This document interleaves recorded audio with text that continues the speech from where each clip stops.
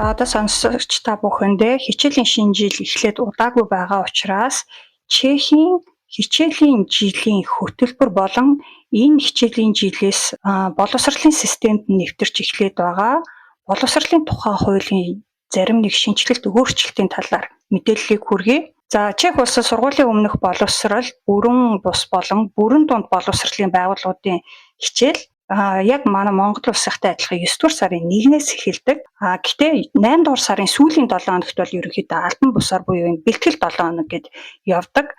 Харин их сургуулиудын хичээл бол сургуулиасаа хамаарат харилцан адилгүй 9 дугаар сарын сүүлээр юм уу 10 дугаар сарын эхээр эхэлдэг. За тэгэхээр яг энэ одоо хүрэх байгаа мэдээ бол их сургуулийнхтай ерөнхийдөө хамаагүй. За тэгэхээр энэ жил нийтдээ Чех улсын хэмжээ нь сая 1400 орчим хүүхэд Закладны школа буюу суур боловсролын сургуульд сурч байна гинэ. За үүнээс 1-р тушинд буюу 1-ээс 5 дугаар анги. Манайхаар бол бага анги гэсэн үг 587,800 сурагч, 2-р төвшөнд буюу 6-аас 9 дугаар анги. Манайхаар дунд сургууль гэсэн үг. Үүнд болохоор 413,600 сурагч суралцж байгаа юм. Харин Стрэтний школа буюу манайхаар ахлах сургуульд 487,300 сурагч сурч байна гинэ. Харин энэ хичээлийн жилд шинээр 1-р ангид 117,900 сурагч элс орсон байна. Чехийн боловсролын хуулийн зааснаар болохоор 6 нас хүрсэн хүүхдийг л 1-р ангид элсэх боломжтой гэж заасан байдаг. 6 ба түүнээс дээш. За онцгой тохиолдолд бол яг 6-таадаа биш 7-тай ч юм уу орох тохиолдол байдаг. Энэ нь ихэнхдээ одоо бие биедрын хувьд ч юм уу эсвэл сэтгэл санаа, оюун санааны хувьд одоо сургуульд ороход арай бэлэн биш байгаа хүүхдүүд ингээд 6 настайд сургуульд оруулахгүй цэцэрлэгийн нөгөө бэлтгэл ангид нь дахиж 1 жил сургаад тэгээд оруулдаг. За яг энэ заалттай холбоотойгоор боловсролын тухай хуульд нь баг зэрэг өөрчлөлт орсон юм байна. За цэцэрлэгийн төгсөх ангийн хүүхдийг сургуульд элсүүлэхийн оронд дахин 1 жил цэцэрлэгт явуулах хэсгийг тухайн хүүхдийн бие биедар болон сэтгэл санаа, оюуны хөгжүүлэлтээр нь тулгуурлаад шийддэг. Ингэхдээ школны Пораденское центрум буюу сургуулийн зөвлөх газраас гаргасан дүгнэлт нэмэх нь тусгай эмчийн дүгнэлт дээр тулгуурлан шийддэг байна. Шинэ хуулийн дагуу энэ тусгай эмчийн дүгнэлт гэдэг нь практический педиатр буюу одоо хүүхдийн ерөнхий эмчийн дүгнэлт байх юм бол хүчингүй. Харин клиникийн сэтгэл зүйч, онкологч гэх зэрэг тусгай нарийн мэрэгжлийн эмчийн дүгнэлт байх юм бол хүлийн зөвшөөрнө гэж заасан байна. За тэгэхээр урд нь бол бас юм хүүхдийн ерөнхий эмчийн дүгнэлт байх юм бол нөгөө нэг сургуулийн зөвлөх газраар гаргасан дүгнэлттэй хамттан авч үзээ тэгээ шийдвэр гаргаж болдог байсан байна. Тэгвэл одоо энэ хүүхдийн ерөнхий эмчийн дүгнэлтийг бол авч хэрэгсэх болж байгаа юм байна. Тусгай нарийн мэрэгжилтийн эмчийн дүгнэлтийг авч үздэг байсан байна. За энэ яг ямар одоо энэ онкологч клиникийн сэтгэл зүйч гэдгээс гадна өөр ямар эмчийн дүгнэлтийг хүлээн зөвшөөрөх вэ гэдгийг бол энэ школны Пораденское центрум буюу сургуулийн зөвлөх газраасаа тухайн цэцэрлэг сургуулиасаа илүүл авлаж асуух хэрэгтэй юм байна. За дараагийн нэг боловсролын тухай хуулинд орсон өөрчлөлт болохоор сургалтын хөтөлбөртэй холбоотой өөрчлөлт байгаа юм байна. Чехийн боловсролын яам, боловсролын системдээ тэр дундаа яг сургалтын хөтөлбөртөө цогц шинжилэлт хийхээр бүр 2021 оноос хойш ингээ мэрэгжилтнүүдтэй хамтарч ажилласан юм байна. За нийтдээ 600 гаруй мэрэгжилттэй хамруулж ажилласны үр дүнд ингээ шинэ хөтөлбөрөө боловсруулад өнгөрсөн оны сүүлээр баталсан байгаа. За тэгээд шинэ хөтөлбөр нь автоматар цээжлэх аргаас татгалзаж практик ур чадвар, амьдралд хэрэгтэй мэдлэг эзэмшүүлэх, гадаад хэлний ур чадварыг сайжруулахад илүү төлөв анхаарсан юм байна. За энэ шинэ хөтөлбөр нь бүхэлдээ шууд ингээд нэг дор хэрэгжихгүй ингээд аажим шат дараалтаагаар хэрэгжиж эхэлнэ.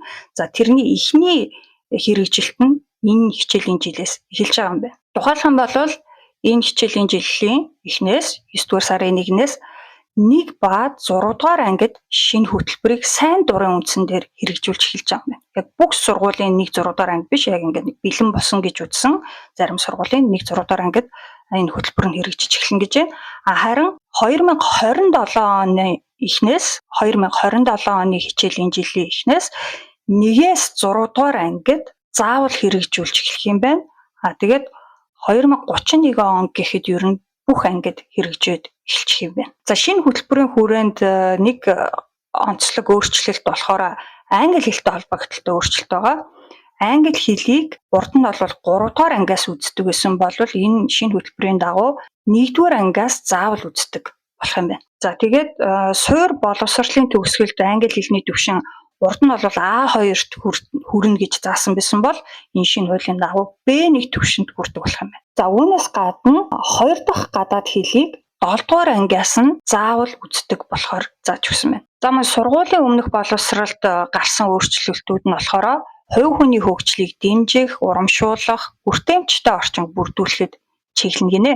Шаардлагатай болцол хангасан цэцэрлэгүүд болохоор яг энэ төрлийн хөтөлбөрийг энэ жилээс сайн дурын үндсэн дээр хэрэгжүүлж эхэлж байгаа юм байна. Харин дараа жилээс бүх цэцэрлэгүүд энэ шинэ хөтөлбөрөөрөө явж эхэлнэ гинэ.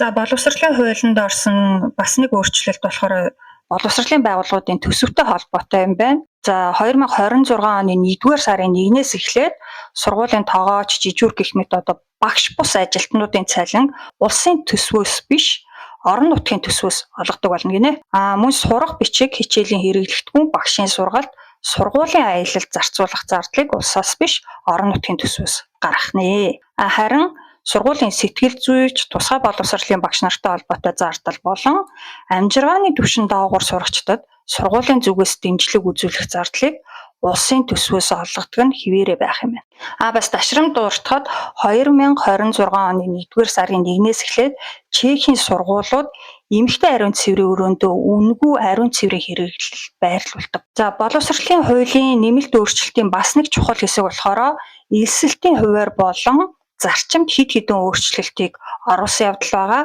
За тийм болохоор одоо та бүхэндээ эдгээр өөрчлөлтийг багтаагаад ерөнхийдөө 2025-аас 2026 оны хичээлийн жилийн хөтөлбөр хувиар амралтын өдрүүдийн хувиар, бүртгэлийн хувиар ямар байхыг дэлгэрэнгүй хүргэе. За юуны төрөнд болохоор намрын амралт ба олон нийтээр амрах тэмдэглэлт өдрүүд. 9-р сарын 28 буюу Чехийн төрт улсын баяр Геген Вацлавын өдөр хэдийгээр Чех улс даяар амардагч энэ жил энэ өдөр нь ням гарагт таарч байгаа болохоор ерөөсөө хичээлийн хуваарьт нөлөөлөхгүй байх юм байна.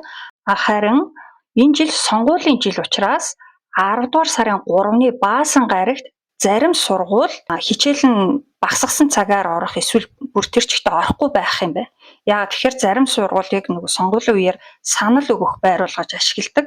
За тэгэхээр танаа хүүхдийн сургууль ингэж санал өгөх байр байдлаар ашиглах туугүй юу гэдгийг шалгахыг хүсэх юм бол Wallbits-ийг T-Map-ийг CZ-гээр энэ харуулж байгаа сайтнаас харах боломжтой юм байна. За харин 10 дугаар сарын 27-ны даваа гарагаас 10 дугаар сарын 29-ний лав гарагийг дуустал сургуулийн намрын амралт болно бүх сургуулийн хувьд. За зарим сургууль бүр ингээд 29 гээл лав гараг гэд дуусгаад биш үргэлжлүүлээд 4 дахь 5 дахь гэ бүтэн 7 хоногч амарч магадгүй.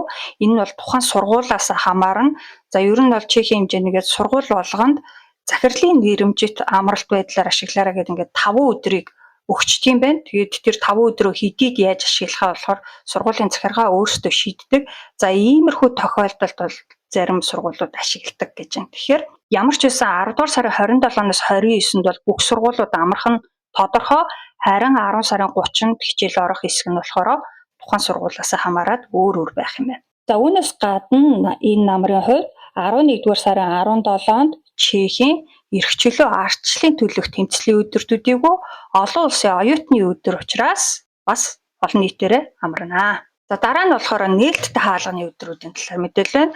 За ер нь жил бүрийн 11-р сараас 1-р сарын хооронд шатны боловсролын байгууллагуудын нээлттэй хаалганы өдөр болдог. За үүнд болохоор 4, 6, 8 жилийн гимназиуд багтана, тусгай ахлах сургуулиуд, мэрэгжлийн сургуулиуд, за бүр ихтэй сургуулиуд ч гэсэн яг энэ үеэр нээлттэй хаалганы өдрөө зарладаг. За тэгэхээр танаа хүүхэд хэрвээ дээр дурдсан энэ чиглэлийн сургуулиудад эсэх гэж байгаа бол яг сонирхсон сургууль дээрээ энэ үеэр нь очиод танилцаад анги танхимын ямар хуу хичээлийн хувиар хөтөлбөртэй ямар дугуулan секц хажуугаар нь явж болдгийг гэдгийг биеэр үзэж танилцах боломжтой. За тийм болохоор сонирхсон сургуулийнхаа нээлттэй хаалганы өдөр яг хизээ болох нь вэ гэдгийг тухайн сургуулийнхаа вебсайт руу орж үзээрэй. Ер нь бол 11-ээс 1-р сарын хооронд болдог шүү. За тэгээд өвлийн амралт болон Чехэд 100 сар шинэ жилийн баярыг дайруулж цэцэрлэгийн болон сургуулийн өвлийн амралт болдог. За энэ хичээлийн жилийн хувьд болохоор 12 дугаар сарын 22-ны даваа гарагаас 1-р сарын 2-ны баасан гаригийг дуустал өвлийн амралт үргэлжлэх. За 1-р улирлын дүнгийн хуудас улирлын хагасын амралт. За 1-р сарын 29-ны пүрэв гарагт хичээлийн жилийн 1-р улирлын дүнгийн хуудас буюу ВСВЧ-ийг сурагчдад олгоно. За зарим сургууль яг энэ 29-ныхоо өдөр нь эрт тардаг. За харин 1-р сарын 30-ны баасан гарагт бол хагас улирлын амралт гээд нэг өдөр бүх сургуулиуд амарна. За сургууль цэцэрлэгийн бүртгэлтэй холбоотой мэдээллийг хүргэе. Боловсролын хуулид орсон нэмэлт өөрчлөлтийн дагуу ирэх жил 1-р ангид орох хүүхдүүдийн бүртгэл 2026 оны 1-р сарын 15-наас 2-р сарын 15-ны хооронд явагдах юм байна. Цэцэрлэгт орох хүүхдүүдийн бүртгэл болохоор 2026 оны 3-р сарын 15-наас 4-р сарын 15-ны хооронд явагдана гинэ. Харин ахлах сургуулийн бүртгэлийн хугацаа өмнөх жилийнхтэй адил 2-р сарын 1-ээс 20-ны хооронд үргэлжлэх төлөвтэй байгаа юм байна. Ахлах сургуулийн бүртгэлийн талаарх мэдээллийг болон яг цахим бүртгэлийг болохоор DeepSeek, GovSeek, CZ гэж сайт руу яг орж баталгаажуулж харах хэрэгтэй юм байна шүү. Одоогоор бол яг иймэрхүү төлөвтэй байгаа л гэсэн мэдээлэл олж харсан. За тэгээд хаврын амралт сургууль цэцэрлэгүүд 2 эсвэл 3 дугаар сард хаврын амралт гэж 7 хоног амардаг. За аймаг дүүргээс хамаарат хаврын амралтын хувьар харилцан адилгүй байдаг болохоор эцэг эхчүүд тодорхой мэдээллийг яг энэ дэлгэцэнд харуулж байгаа боловсролын яамны сайтаас эсвэл яг хүүхдийнхаа сурдаг сургууль цэцэрлэгээс нь шууд авах хэрэгтэй. За хаврын амралтаас гадна улаан өндөгний баярын амралт болдог. Улаан өндөгний баяраар Чех улс даяараа ер нь бол амардаг.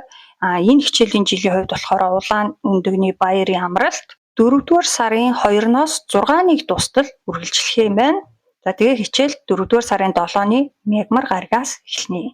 За 5-р сарын амралтууд жил бүрийн 5-р сарын 1-нд хөдөлмөрийн өдөр, 8-нд ялалтын баяр гэд Чехэд тэр нийтээрээ амардаг.